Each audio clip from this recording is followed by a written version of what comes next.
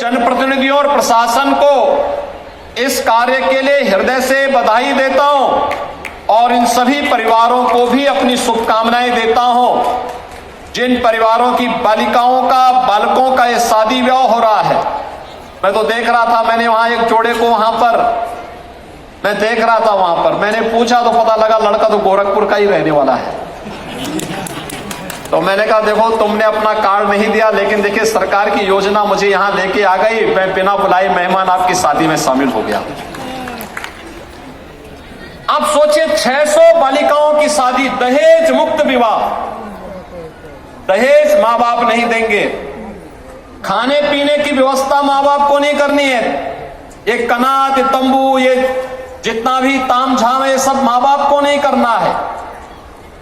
ये सारी व्यवस्था सरकार करेगी। 51,000 रुपए हर जोड़े की शादी के लिए, जिसमें से 35,000 रुपए बालिका के खाते में जमा कर दिया जाता है। 10,000 रुपए का सामान बालिका और बालक के लिए खरीदे जाते हैं और 6,000 रुपए खाने पीने आदि व्यवस्था में यहां पर खर्च हो रहे हैं। 51,000 रुपए हर जोड़े को शादी ब्याह के लिए सरकार उपलब्ध करवा रही है। यह एक बड़ा कार्यक्रम और मुझे आज बताते हुए प्रसन्नता है कि प्रधानमंत्री मोदी जी के बेटी बचाओ बेटी पढ़ाओ के कार्यक्रम की कड़ी में उत्तर प्रदेश की योजनाएं, मुख्यमंत्री कन्या सुमंगला योजना, बेटी के जन्म लेने से लेकर के स्नातक तक की पढ़ाई की व्यवस्था, और वह शादी योग्य होगी तो मुख्यमंत्री सामूहिक विवाह योजना के माध्यम से इसी प्रकार का भव्य समारोह। आप मुझे बताइए किसी की बारात में इतनी भारी संख्या आती है क्या? मुख्यमंत्री भी है, मंत्री भी हैं, सांसद भी हैं, विधायक भी हैं, अधिकारी गण भी हैं और समाज का हर तबका भी यहां पर उपस्थित एक साथ हो गया। इतनी भीड़ तो मैंने बारात में देखी नहीं, लेकिन इतनी भीड़ शादी ब्याह के कार्यक्रम में, सामूहिक विवाह योजना के माध्यम से इन गरीब बालिकाओं के शादी ब्याह के कार्यक्रम में, तो यह ईश्वर की कृपा है, संत कबीरदास जी की कृपा है और डबल इंजन सरकार का प्रभाव है, जिसका लाभ आज आपको यहां पे प्राप्त हो रहा है। इस अवसर पर मुझे प्रसन्नता है कि सामूहिक विवाह योजना के साथ साथ संत कबीर नगर जनपद एक नया जनपद है। एक लंबी यात्रा नहीं हुई और इस जनपद ने अपनी यात्रा को किस तरीके से तेजी के साथ आगे बढ़ा रहा है। पिछले 5 वर्ष के अंदर आपने देखा होगा प्रधानमंत्री मोदी जी का भी कार्यक्रम यहां लगा था, राष्ट्रपति जी का भी कार्यक्रम यहां लगा था, कबीर एकेडमी का भी निर्माण हम लोगों ने यहां पर किया है, पखरा ताल का पुनरुद्धार करके उसको इको टूरिज्म का एक नया केंद्र बनाने की तैयारी, पक्षी विहार के साथ साथ वहां पर्यटक आ सके, यहां के लोगों में आजीविका के साधन उसके माध्यम से सृजन हो सके, लोगों को मनोरंजन का एक केंद्र बन सके, प्रवासी पक्षियों का एक केंद्र ये बखरा झील बन सके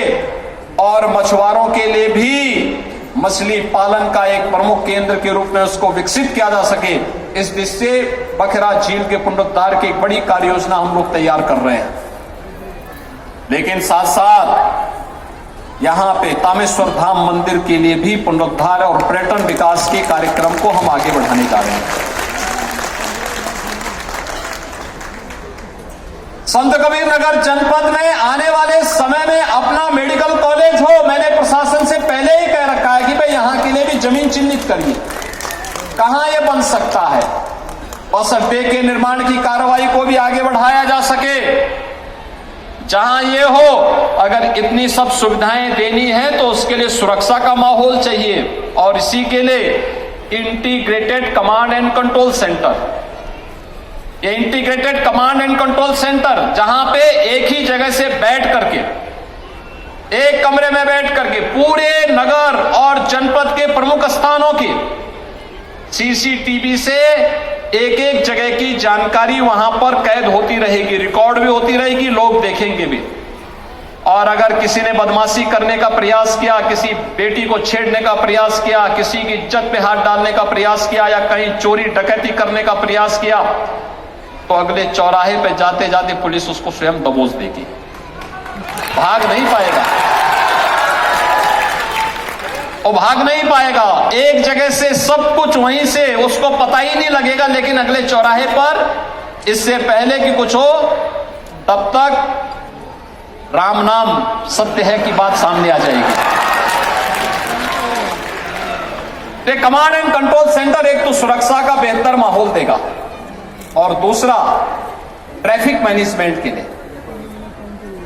ट्रैफिक की व्यवस्था कहां पे जाम है ये देखने का काम भी इसके माध्यम से ट्रैफिक पुलिस करेगी, डायरेक्शन देगी, कहां पे पुलिस को लगना है, कैसे व्यवस्था होनी है, कहां जाम है यह देखने का भी एक अवसर मिलेगा। नगर पालिका परिषद स्वच्छता के कार्यक्रम की मॉनिटरिंग भी इस ICCC से देख सकती है। और ठीक इसके साथ ही कोरोना कालखंड में integrated command and control centre की उपयोगिता आपने देखी होगी। कमांड यानी कोरोना कालखंड में हम लोग इसका उपयोग करते थे, एक एक गांव में स्क्रीनिंग करने की, एक एक गांव में क्या गतिविधियां चल रही इनको देखने की, हॉस्पिटल की व्यवस्था को संचालन करने की, वैक्सीनेशन के कार्यक्रम की, सैनिटाइजेशन के कार्यक्रम की और तमाम अन्य कार्यक्रमों को हम लोग लेकर के चलते थे। और आज ये सभी कार्यक्रम यहां पर मुझे बहुत अच्छा लगा कि संत कबीर नगर जनपद ने भी अपना ICCC बना दिया है और उसको व्यवस्थित तरीके से आगे बढ़ाने के लिए कार्य किया है। मैं इसके लिए यहां के जनप्रतिनिधियों को भी धन्यवाद दूंगा कि इन्होंने अपनी निधि का उपयोग भी ICCC बनाने में किया और उसका परिणाम है कि एक सुरक्षित खैलाबाद, सुरक्षित मगहर, सुरक्षित संत कबीर नगर, उनके प्रयासों से आज यहां पे प्रशासन और शासन की योजना का लाभ यहां पर उसके माध्यम से लोगों को प्राप्त होगा।